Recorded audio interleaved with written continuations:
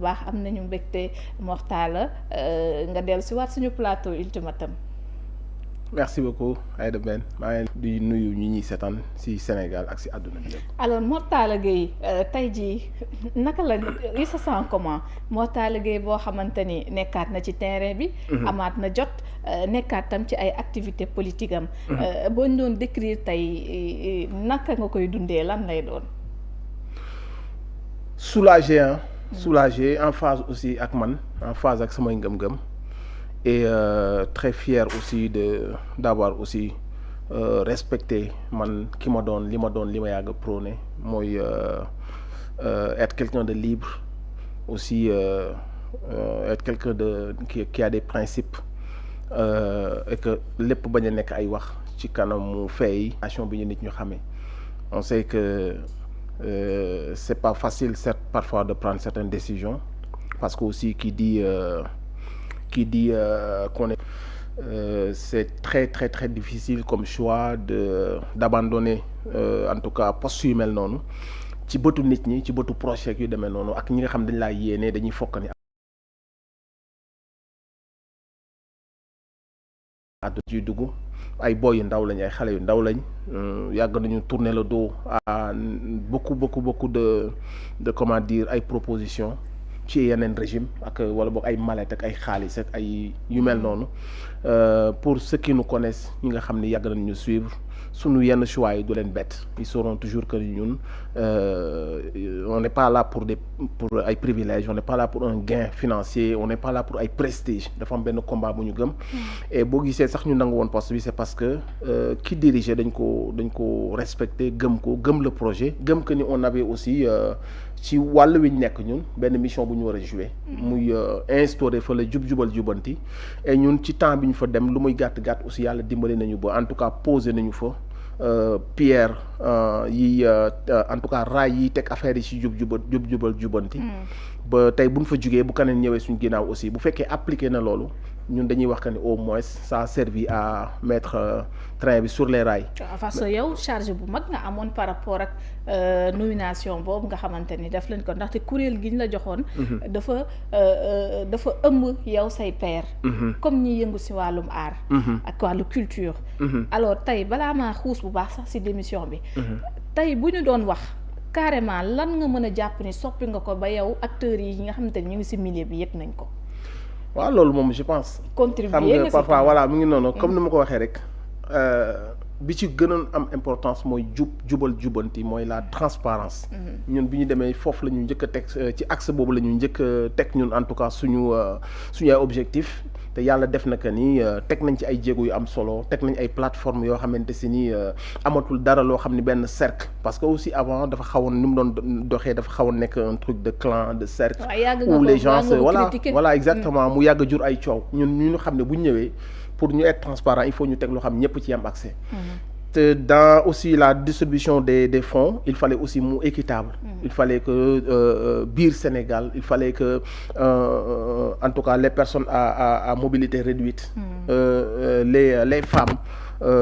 les régions en tout cas il fallait ñu faire d'une manière boo xamante si ñëpp ci gis seen bopp donc bi fonds yi ñëwee aussi ci loolu la ñu accès ci loolu la ñu def en tout cas suñu kéemtalaay kattan bi nga xamante si nii amul benn yoon man yàlla daf ma defal sutura parce que aussi ñi ko daan yor da ngay am say booy am ay projets yu dugg yoo xam ni yow xam nga ni sa 9 booy 10 yoo xam ne dañ dugg si projets yi ñu financé leen après li ngi ci am bëri na daal loo xam si daana ci am ay nit yu dugal di ko dugal faneen mais man yàlla daf ma defal sutura ba même ñi nga xam dañ ma jege ma sës ma rek dafa mel yàlla dana leen bu leen bokk ci projet yooyu noonu bu leen dugal donc temps ma fa dem amul kenn ku ma jege koo xamante ni sa projet ñëw na fa wala financé nañ la wala jege nañ te bu kenn ñëwoon sax ñu financé ko objectivement boobu moytuwul après mën na jur yeneen coow mais sutura si ma yàlla defal mooy ku ma jege ku bénéficier wu ci fonds yooyu amul donc dañ koy sant yàlla et bëri na aussi ay projets yoo xam si teg nañ ko sur la table tey jii ku daloon sa micro nga yóbbu ko ci suñu conseil d'administration wala nga yóbbul ko le directeur général nous vision bi ñu am FDCI du rek séddale ay subventions dañoo xam milieu bi yàgg ci milieu bi investir ci milieu bi xam li am ci milieu bi ak li manqué ci milieu bi donc on avait une vision teg nañ nag état continuité la le directeur général qui est là-bas am na ku am ambition la. Les membres yi nga xam si ni ñu ngi ci CA bi aussi ñoom tamit ñoom ñëpp c'est des acteurs culturels yoo xam si ni man li ma bëggaloon secteur bi ñoom loolu lañ ko bëggal et j'espère que dinañ continuer ci affaire boobu noonu donc juste pour dire on était très ambitieux. On prévoyait xam nga ay affaires yi nga xam ne moo manqué ay salle de spectacle ay sonorisation ay créer des champions ay collaboration yu ñu mën a def pour permettre aux promoteurs de pouvoir organiser aux artistes de pouvoir avoir des fonds ñi ngi woon ci benn dynamique boo xamante se nii buñ ko continuer te day dommage aussi ñu jël fonds bi rek yamale ko ci ay séddale jox 5 millions 2 millions loolu dina am côté bu muy am mais FDC yu warul rek tënku ci séddale loolu dafa war a xool aussi moom lan la mën jouer en tant que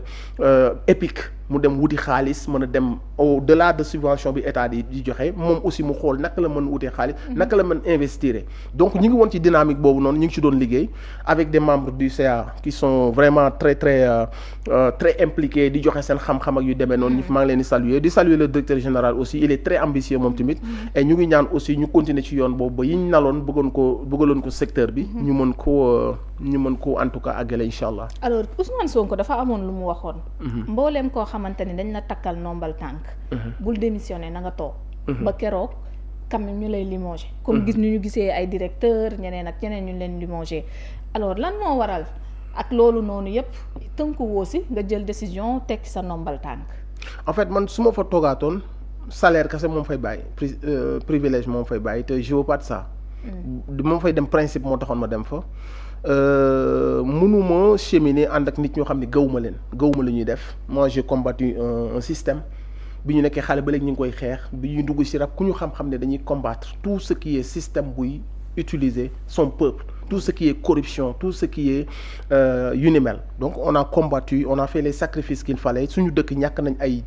des dizaines et des dizaines de morts tëdd ci kaso yi déchirure am ci famille ci relation yëpp c'était pas pour que nit ñëw toog ubbiwaat brèche boobu noonu pour des raisons électorales pour bëgg a amaat parti politique wala pour bëgg a séduire en tout cas pour mën a créer ce qui nga li askan bi sacrifié woon ba dàq loolu nga commencé leen dugalaat ñun ñu fay toog et puis le pire dans tout ça mooy la personne morale bi jiite woon loolu celui qui a fait tous les sacrifices ki tax ba nit ñëpp ñëwoon ci loolu noonu et ñun aussi bu ñu joxe confiance à ce projet ba nangu cee sax jël ay nomination c'est grâce à cette personne là ñun suñu confiance ci kooku lañ ko wekk te kooku noonu modèle la boo xam ne Afrique bi dañu ko ñee foo dem ci àdduna bi ñu ngi koy xëccoo mu inspiré ndaw ñi changer la politique ni ñu koy defee au Sénégal impliquer doomu daara yi impliquer les activistes les artistes jigéen ñi maire ñi ci daawul dugg ci mais ci duggin bi gën a sell lañ ci duggee mooy sama patrie amul ku ñuy joxati xaalis maanaam mu indi une révolution maanaam suñu réew lu mu waroon gagné ci 2 siècles yàlla dafa def avec Ousmane Sonko mu gagné ko ci ay 5-10 ans soppi mentalité yi ndaw ñi léegi ni ñuy toppee politique ak ni ñuy intéressé wu ci wàllu woowu noonu c'est extraordinaire donc ku mel noonu dañ ko war a tatagal ci am réew ku mel noonu nag joxoñ la yow nga nekk président sans moom mënu woon nekk chef de quartier ci réew mi ñu nekk on sait xam nañ la yow pesé woo woon dara ci réew mi kooku yëkkati 5 la choisiroon ci biir 5 yi mu tànn la yow nga nekk président à peine nga nekk président ngay xool nag comment retourner contre cette personne naka ko mën a humilier ci biir Sénégalais yi comment wax ak moom avec arrogance réduire ko à boole ko noonu démb ya ñi la doon xeex ñi la doon tëj ci kaso yi nga yëkkati leen yow di leen teral moom mi nga xam ne moo la def buur ci kanamu Sénégal yëpp moo la joxañ pour nga falu ngay xool noo ko humilier naka bi nga jël mooy li ma gën a metti mooy man je n'aime pas la trahison Sénégalais xamul fecc coloré Sénégalais xamul trahison Sénégalais mën na baale lu ne ba mu des wor nit mënu la yëkkati ji la teraanga ji la couleur yow ngay xool noo ko toroxale ci kanamu Sénégalais donc moi je dis que une personne capable de faire ça bëggatuma nekk ci appareil bu mu jiite. pourtant mënoon nga nekk ci appareil bi comme Ousmane Sonko ni mu ko waxee ngeen boole nekk mu nekk. lu ngeen di woowee bu boobaa pour être très très honnête. bu boobaa même tes prises de parole da ngay am une certaine retenue. il faut être conséquent. waaw parce que nag amoon nga retenue sax nag. mais c'est la vérité ba dañ ma doon woo ne ma Mortala xàmmee. certaines personnes. oui. pour dire vrai lii man la gën a metti li amoon ci diggante bi yow dalal nga ma sama xam nga sama karal mooy jusqu'à dernière minute dama gëmoon ne dinañ juboo exactement donc man dalal naa nit ñi plusieurs fois j'ai parlé même avec ay conseils yu ko jege ñoom Baro boo leen ko waxee Baro ah oui nee naa leen Baro ñu ni ma Baro mi ngi may seetaan man ak yàlla daf ma nattoo dara du ma fen du ma ragal Baro boo ko laajee dana la Mortalla Gueye woonam xam la laa ko wax. Barrow mu ni ma man na ko du hasard yàlla teg la ci diggante boobu noonu li tax yàlla yóbbu la foofu dafa am rôle boo war a jouer yow ci ab famille religieux nga bokk donc jouer ci rôle ñaar ñii mën na ko ñun liñ ji Sénégalais yi rêve bi ñu joxoon tandem bu ñu jaay loolu warul tas faites ce que vous voulez am na d'autres proches du président yoo xam ne wax naa leen ko yoo xam ne mën naa leen bañ a citer man loolu doon sama gis-gis mooy ñaar ñi ala kulli xaal coow am na mais ils vont se retrouver donc loo xam si nit sa biir bëgg-bëgg mooy dama bëggoon ñu retrouver musuma woon xalaat que ni ci àdduna Diomaye dina àgg ci radicalité extrémité wu jël xalimam mu fekk ki la def buur ki la joxoñ nga ne ko dàq naa la sans faute grave deful lenn loo xam si mi ngi doon jëmale réew mi kanam di soppi lépp loo xamante si ni mi ngi doon yàq ci administration bi di teg pression les directeurs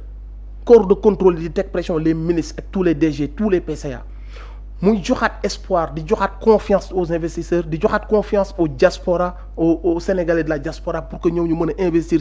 ci Europe kii bond yi Patriot bonds yi et autres Sénégal commencé jël benn pour say bëgg-bëgg bopp pour wéet ci nguur ngay déglu noonu démb yi ak chroniqueur ya la doon pousse pour nga tëdd kaso ñoom ñoo wëlbati ko tey naan la feesal sa chaise matal buur chaise bi nga nekkaat ci genre kii noonu ba xëy suba nga dàq koo xamante si nii ak li mu daj pour le Sénégal ak lu muy représenter pour jeunes yi espoir bi mu joxoon jeunes yi pour ñu amaat confiance nga jël sa xalima nga dàq kooku noonu. une personne capable de faire ça man du ma bëgg avoir affaire à des gens comme ça. pourtant dégg nga ñu ne ni dof dañ doon ko waajal dàq léegi dàq boobu ngir mu jiitu si moo waral mu démissionné ngir bañ li dal ay moromam dal ko man tey jii fi ma nekkoon amul woon dara luy niroog dañ may waaj a dàq ban raison moo amoon pour ñu dàq ma. parce que président moom yoroon na décret di kan la limogé ñu ko neex. peut-être ñi mu dàq ñëpp ci DG yi ci peut-être ñi mu dàq DG yi ñëpp da nga ko dégg mu dàq benn PCA. PCA man fi ma nekkoon bu ma fa toog ba 2029 kenn du ma dàq. ah bon ouais. pourquoi. parce que y a pas de raison man pour ñu dàq ma. ci ni nga doon waxee la. parce que non président dadul du question moom nee na ko toppul moom. man du ma fi mu joxoon man mu am day tàkkali koog yow. bi ma génnee bi ma nekkee ci sama PCA. xam nga président Bassirou Diomaye Faye kañ laa bàyyi wax ci moom.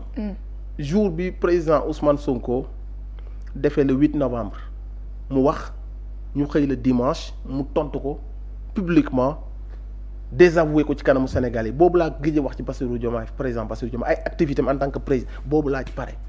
waxatuma ci moom lu jëm si moom. ba bii jour bi ma la xam nga ban jour laa mës a partagé waat wax ci waxu Bassirou Diomaye bi Sénégal jëlee coupe bi ñoom ñaar ñu accolatante man je suis fidèle au président Ousmane Sonko mais nag li ma jaayoon Sénégal yi su ma sañoon loolu dañ koy réussir donc bokkoon naa ci ñi yaakaaroon que ni affaire bi du àgg fii donc j'ai joué le rôle tout en restant fidèle au président Ousmane Sonko mais gëmoon naa que ni Bassirou Diomaye dana amaat la raison mu dellu si donc je laissais quand même cette chance je me laissais cette chance à moi-même que jàmm amaat moo tax ku xool man sama doxalin ci diggante bi j'ai joué ce rôle tout en restant fidèle amul benn kàddu bu ma mës a wax boo xamante si nii day jalgati le président Ousmane Sonko boobu laa ci gëj a wax léegi nag bi ma demee ba xam ne loolu c'est mort je prends ma décision rapidement bi mu nee dàq naa ko lundi mardi laa ci pare lundi ci guddi laa ci pare nga jël décision bi ne pare naa ci xam la moo ma teewoon ci diggante boobu toog ak le président Ousmane Sonko ñu waxtaane affaire boobu noonu ma wax ko li mooy sama gis-gis. mais jour bi mu dàqee jot nga toog ak Ousmane Sonko mais bi ma toogee ak Ousmane Sonko ci suba ga laa démissionné. te xam nga kañ laa wax damaa bëgg a toog Ousmane Sonko jour bi ko Bassirou Diomaye Faye dàqee ma dem këram ci guddi ga laa ko envoyé na ko mais ko soo amee 5 minutes dama la bëgg a gis ci suba ga mu ne Cheikh mu waxal ni dof gis naa message am dinaa ko recevoir xam naa fan yi ci diggante bi relancer ba mu yàgg yàlla def ma gis ko dama ko gis tey démissionné suba man góor laa. ay privilège ak ay yooyu taxumaa jóg ay gain man ci ay principe lay demee. te man mënuma kaay ma xamal benn affaire. mën nga ñu wax foofu tuuti. waxtaan wi comment ça s'est passé. non c'était très personnel te damay dëggal benn affaire. le président Ousmane Sonko. mooy koo xamante si ni waxu demam mooy waxu tayam. en matière de prendre des décisions il répète toujours la même chose que chacun prenne ses responsabilités foofu lay yem ak nit du wax nit démissionnel wala continuer wala dara même bi affaire bi amee dani ku ko sa xol may nga continuer sa liggéey. buñ la daaxul nga continuer mais buñ la daax nga xam ne daax nañ la moom ce qu'il a toujours dit bi ma toogee ak moom aussi il ne m'a exigé nii wala mu encouragé ma ci lii mais man par respect il fallait ma toog ak président Ousmane Sonko parce que ndomb tànk boobu su ma ko accepté woon ci seen régime bi la personne morale bi doon nekk gage bi doon nekk en tout cas ku tax man ma nekk à l'aise c'était ça c'était le président Ousmane Sonko donc du coup loolu lépp bi mu amee ma xalaat que ni man je suis quelqu'un boo xam ne ci neen ma yare lu ne mën naa ko baale mam des la trahison man xaw ma ci àdduna kenn yarew ma ko te d'ailleurs sénégalais xamul loolu mooy nit defal la teranga ci kanamu sénégalais yi ñëpp Afrique bi yëpp naan non xool leen li xew Sénégal nga ñu téye la ñu ne la ñu dàq élection nga bañ nit ñi dañ daan bundu xataal seen ay numéro 2 yow nga am possibilité demaat élection yooyu yëpp nga ni non choisir na nga choisir une personne la personne la amul lenn lu mu la fayee ci kanamu sénégalais yi amul lenn loo xamante si ni mën na koo teg ci table ne moo tax lu dul bëgg a continuer ci nguur bëgg a des ci nguur ay nit nekk sa ginnaaw la surtout ñi koy doon ñi la wër yëpp di la pousse ci loolu démb ñoom ñoo la doon yéene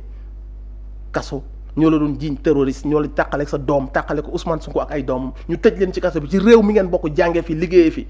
vous n'êtes pas des terroristes te nit ñooñu ñoo doon pousse di leen wooyee ay terroristes ak vous êtes avec des forces occultes derrière qui vous finance ak kërëb ce sont ces mêmes personnes tey ñoom ñëw wër la di la ruux nan la dàqal diw respecté wu la matal ci chaise nga xëy suba dàq ko ci kanamu Sénégal yi. waaw parce que nee nañ yéen bundu xataal président ngeen def bi ngeen waree bootu ci ginnaaw bootu woo leen ci ñoom moom ba tax na ñii ñëw tey ngir gunge ko. li mu loolu xam nga loolu da nga koy wax beneen Sénégal du Sénégal bii ñu nekk Bassirou Diomaye Faye ñemewul taxaw ne Pastef da ko doon bundu xataal Bassirou Diomaye Faye bu muy doog a toog teg lépp ci yoon président Ousmane Sonko nekk premier ministre waa Pastef yi fees ci gouvernement bi lan la doon gis li mu doon gis lépp mooy doole waa Pastef ñoo koy jàppale les activités du gouvernement l'armée numérique moom moo ko doon tas le président Diomaye bi ñu doon doog a fal ñëpp nañu amul charisme kii lii la matul président matul lii l'armée numérique ñoo taxaw di ko jaay sénégalais yi di ko defar di ko tatagal di ko dooleel ba sénégalais yi commencé cette idée là boobu ñu amoon nan kii ni mu mel ñu commencé ko accepter loolu gars yi ñu ngi doon ànd ak moom di jàpp ci liggéey bi nit ñoo xam ne kenn falu leen kenn fayu leen ndax lan xam nañ ni seen projet la ñoom ñoo ko indi fii na poser la question à quel moment le patriote di commencer gis que ni changement mi ngi am kon mënoo xëy rek daan ne da ngeen maa bàyyi wala da ngeen maa bundu xataal loolu ku ko wax da ngay wax lu la neex da nga naan damaa poser ay actes nit ñi gis ne maa ngi poser ay actes ñu xam que ni maa ngi jël beneen direction bu bokkul ak direction ba waroon jël ñoom ñu téye seen bopp ku wax li yaa ngi ci dëgg ku wax la neen da ngaa nekk ci parparloo mais Bassirou Diomaye Faye nit ñi dañ ko accompagner fekk ko mu mel noo xam si ni Sénégalais yi ci Bassirou Diomaye Faye nga war a xam ne bëgg nañu Ousmane Sonko parce que boo delluwaatee ginnaaw nga gis vidéo Bassirou Diomaye Faye bu dee kii Ousmane Sonko kii la jaay Sénégalais yi kon Ousmane Sonko Sénégalais am na fu ñu ko teg parce que Bassirou Diomaye bii nii kese bu dul woon Ousmane Sonko mu taxaw naan day laaj réew mi fa mu taxaw di ko wax fa la ko gars yi fekk. kon bu ñu naan yàllaa ko fal nag. Sénégalais yee ko falal seen bopp. xam nga waxu naa fekk mënut a weesu loolu aussi ingratitude yàlla moo ko njëkk a bañ parce que lépp loo gis yàlla daa am fu mu koy jaarale Bassirou Diomaye Faye ci jëmmam xam na que ni Ousmane Sonko moo ko fal ci kàttanu suñ borom moo ko jaarale ci Ousmane Sonko parce que mbooloo mi confiance bi envie de voter bi yépp énergie boobu noonu président Ousmane Sonko la. Bassirou Diomaye Faye sax amul woon ay ambition présidentielle musu ko woon sax xalaat parce que du woon posture bi du woon dayoo bi maire sax bi mu ko bëggee seen waa dëkk dañu ko joxuñu la comprendre nga fi mu waxee dañoo téye tànku Ousmane Sonko moo tax keroog bi mu ne du woon sama candidat gars yi bëgg na gis nga nee na sax choisir ko c'est faux le candidat des Sénégalais c'était Ousmane Sonko mais c'est ça la réalité mooy le candidat naturel mooy le leader ki tax ñëpp ñëw dugg ci projet bi mooy le président Ousmane Sonko loolu ce n'est pas une nouvelle ñëpp ko xam maintenant ñoom ñi fi nekkoon ak seen ay pexe justice ak indil ko ay gàllankoor yu kenn xamul ba téye tànkam moom ci ngorom bu mu toogee def ay calcul mu commencé wut pour sauver le projet moom looloo ko booleeg palais maanaam xarañte fu Ousmane Sonko boobu mooy détachement bi mu am avec il faut que ça soit moi man maa war a nekk palais bu amul woon détachement ak loolu du am kii boobu stratégie de prendre 5 candidats yooyu mu def loolu noonu le fait que mu jël 5 candidats moo lay waral que ni moom ce n'est pas une fin en soi d'être président mais na projet bi àgg maanaam xarañteef boobu noonu ak détachement Ousmane Sonko boobu moo tax Bassirou Diomaye Faye dégg monsieur le président donte nag destin la mais destin boo gis dañ koy expliquer rationnellement fan la ko yàlla jaarale la réalité mooy fi ko yàlla jaarale mooy xarañteef boobu noonu ak détachement Ousmane Sonko de choisir 5 personnes parmi ces 5 personnes mu ne Bassirou Diomaye Faye yow laa tànn loolu moo ko booleeg palais bu dul woon moom Bassirou Diomaye Faye mënul nekk chef de quartier Sénégal bi est-ce que avant loolu di am Bassirou Diomaye Faye ñeme woon na génn def caravane naan étudiants yi topp leen ma est-ce que ñeme woon na ko. boobu moom mi ngi ci ginnaaw Ousmane. il faut dire les choses comme elles sont donc boo naan ma yàllaa ko fal sa ingratitude lay wane parce que même fii ndongo daara boo génnee nga jox ko mu lekk. mais yàllaa ko jox est-ce que nga wax bi mais yow yaa liggéey xaalis bi mu nekk sa poche nga mënoon ci def leneen nga mënoon ko bàyyi sa poche nga yëkkati ko jox ko est-ce que nga wax bi donc loolu waxu ingratitude la te l'ingratitude baaxul te ñi nga dégg ñu koy wax ñëpp nag mooy al toppe yi nga xam ni ñëw séddu moo leen ci boole boo toogee foog nga wut ay justifier sa traîtrise gis nga jëf ju bon boo ko defee après da ngay wut noo ko justifier avec maladresse avec vraiment xam nga avec voilà tous les moyens boo xalaat da ngay wut noo ko justifier mais sax dinaa si gën a yaata parce que am na ñu ngeen bokkaloon kuréel gi dem nañoo ak moom am nañu posture léegi dañuy ñëw si li xew si actualité bi démb gis nga ko dañu dugal li nga xamante ne moom moo di ab recours ci conseil constitutionnel ñoom gouvernement bi ndax nee nañu lii député Pastef fii laal dañ koy laal te yoon mayu leen ko dégg nañ député yi sax ñu ne àttu nañ leen avant sax ñuy jëm ci loolu président de la république posture boobu mu am par rapport ak fonds spéciaux yi ni ñu koy gérer ci transparence bi